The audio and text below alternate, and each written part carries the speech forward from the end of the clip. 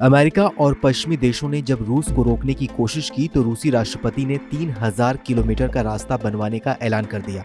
बड़ी बात ये कि रूस का ये रास्ता रूस के व्यावसायिक केंद्र सेंट पीटर्सबर्ग को भारत की आर्थिक राजधानी मुंबई से जोड़ेगा। माना जा रहा है कि इस रास्ते के बन जाने के बाद भारत को भी बड़ा फायदा होने वाला है। पश्चिमी देश और अमेरिका रूस से तेल खरीदने वाले देशों को लगातार रोकने की कोशिश कर रहे हैं। बीते दिनों पश्चिमी देशों ने रूसी तेल को लेकर एक प्राइस कैप का भी ऐलान किया था और सभी देशों से इसका पालन करने के लिए कहा था। ऐसे में पुतिन ने इस तरह के प्रतिबंधों और रुकावटों से बचने का तरीका ढूंढ निकाला है।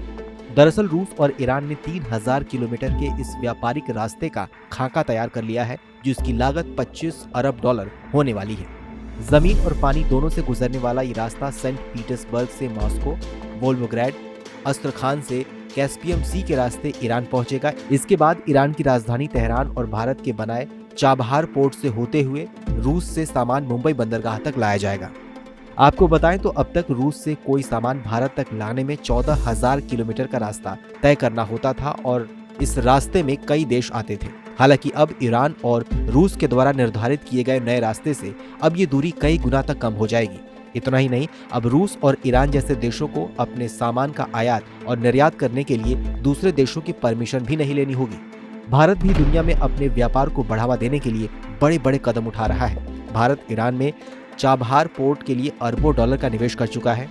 एक रिपोर्ट की माने तो कई रूसी जहाज अब इस रास्ते आने भी लगे हैं। माना जा रहा है कि $25 अरब की लागत से बन रहे इस रास्ते की मदद से उन सामानों को भेजा जा सकेगा जिसे पश्चिमी देश रोकते हैं। इसमें हथियारों की सप्लाई भी शामिल है।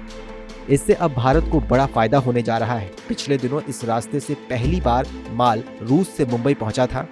इसी रास्ते से अब रूस चीन को भी सामान भेज सकेगा। इस नए रास्ते की मदद से रूस से कोई भी सामान 20 से 25 दिन में भारत पहुंच सकेगा, जो अभी 40 से 45 दिनों में पहुंचता है। बहरहाल हमारी इस खबर को लेकर आपकी क्या राय है, हमें कमेंट सेक्शन में जरूर बताइए। बाकी देश और दुनिया की अन्य बड़ी खबरों के लिए देखते रहिए आज तक डिजिटल।